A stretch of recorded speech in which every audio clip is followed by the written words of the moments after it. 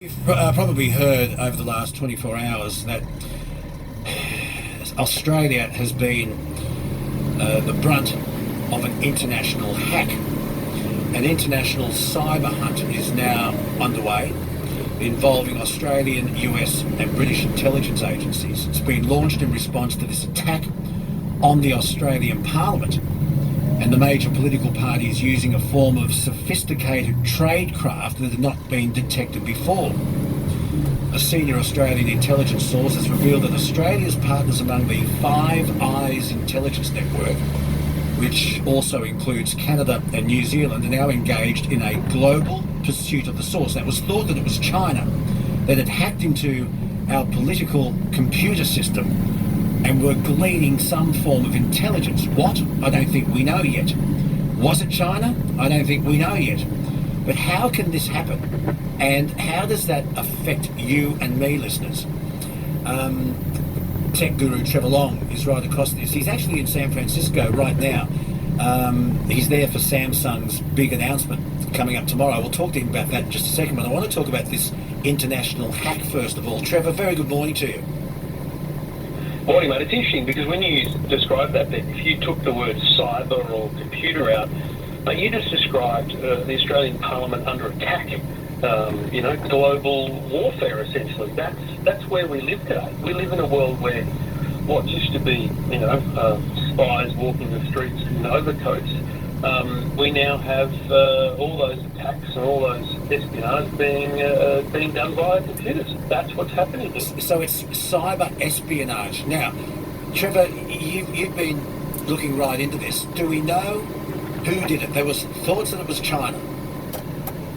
Yeah, I don't think we know it all, and that's going to be a real challenge. I think they'll struggle to find where this came from because this is so sophisticated. Now, the reason China comes straight to mind is obviously because they are one of the primary sources of this kind of cyber attack, cyber espionage.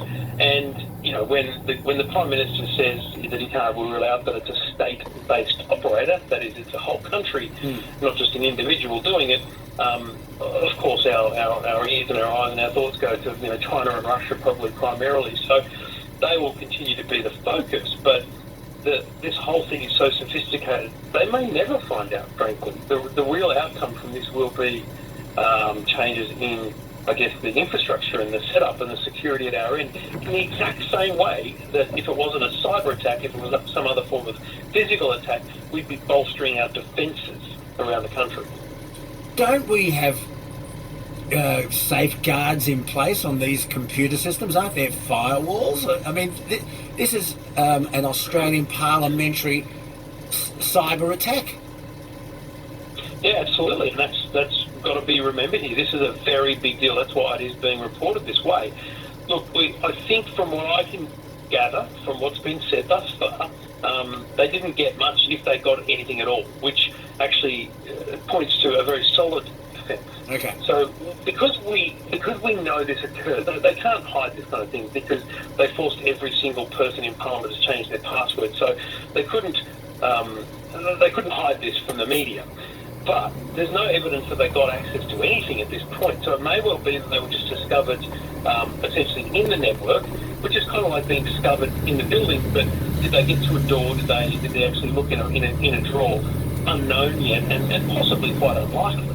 But the very fact that they got in is in it of itself the biggest concern, because we need to make sure that we can detect those things now and in the future so that we are protecting our information. So remember that just getting access to a politician's email account could lead you to a bunch of information which could either be used in blackmail or in trade negotiations, whatever it might be. That's why it's critical that even just the email system is protected. And the other big issue here, as the Prime Minister pointed out the other day, this apparently may have occurred also at the Liberal and Labor headquarters. And obviously the Liberal and Labor parties won't have the same sophisticated cyber security experts and defences as the Parliament. So just as concerning is the potential breach of those offices as well. So the obvious question I'm going to ask you is, how does this cyber attack by another state, another country, a whole country, how does that affect me and you and my listeners? Look, I don't think it does in a day-to-day basis, but I think it's really just a matter of us being aware that our government is aware of these things occurring, and they're following them up, and they have the support of other nations like the US and the like. But in reality, it's really just a reminder to you and I that, you know what, we should probably be safe as well. So for those people that are ignoring internet security and not putting, software on their computer to stay protected, the reason you need to be protected is because every one of us is a potential vulnerability in terms of the information we have. Obviously, the more high profile you are, the closer you work to government, the more important it is. But I think everyone should protect their data in the same way the government does, because I don't want anyone having my private information. So, protecting my computer is an important thing, and I think we should all remind ourselves of that in these kind of scenarios. Okay, so if you want to protect yourself, there's obviously no fail-safe way. If the government's computers, if MPs' computers can be hacked, anyone can be.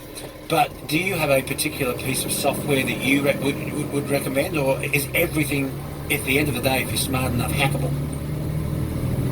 Look, I wouldn't say everything's hackable, but everything's vulnerable if you're not protecting it continuously. So what I would recommend is internet security software from one of the big four. The big four are well-known brands: Norton, Kaspersky, Trend Micro, and McAfee. If you've used internet or antivirus software in the life of your computer, you'll know one of those brands.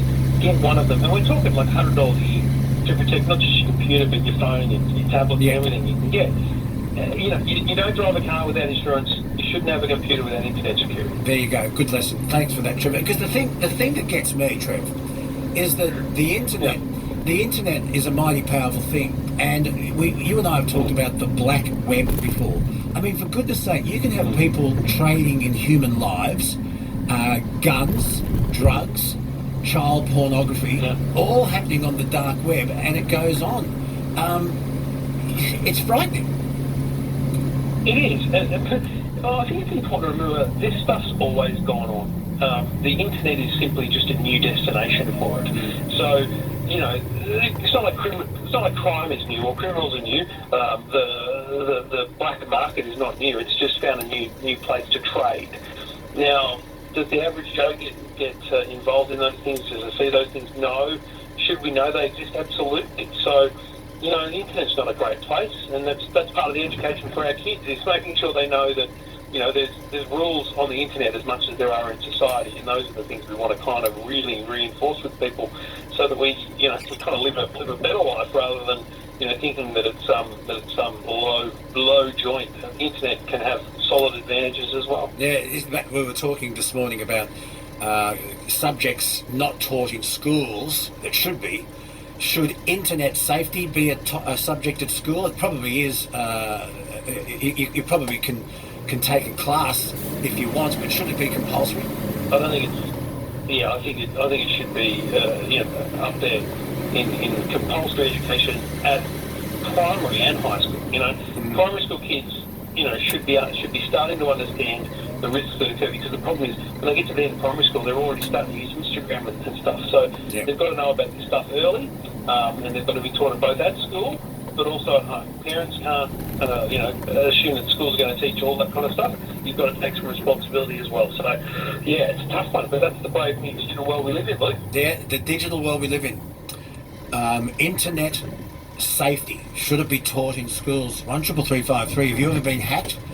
What were the consequences? Tell me what happened. I'd like to hear your story. Just quickly, Trev, I mentioned you're in San Francisco. You're there for Samsung's big announcement tomorrow. You're Mr. Scoop. What is the announcement? I think the rumours will be proven true. I think there'll be 2 or 3 new phones, the Galaxy S10, and it's likely that once again they'll just highlight the camera, bright new screen.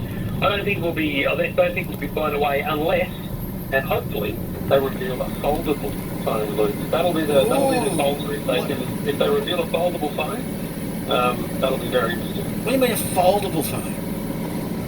So imagine your current smartphone, you've got the screen there. Imagine you could now open it like a book, so the screen that you have today is the front cover and it opens from the side.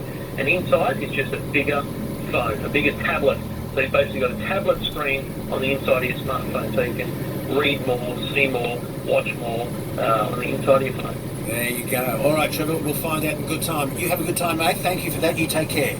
Cheers, mate. See you, mate. Trevor Long, live from San Francisco, here on The Night Shift. Triple M.